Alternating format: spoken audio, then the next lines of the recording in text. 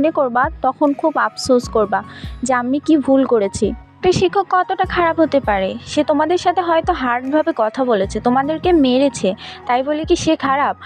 হাতের 5টা আঙ্গুল সমান হয় না, এটা মনে রাখতে হবে।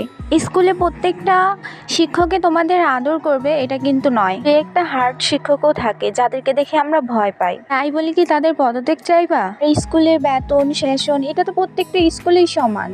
যে একটা শিক্ষককে জোরপূর্বক পদত্যাগ করার সময় যে একটা শিক্ষক হার্ট স্ট্রোক করে মারা গেল, তোমরা কি এটা নিজেকে ক্ষমা করতে পারবা?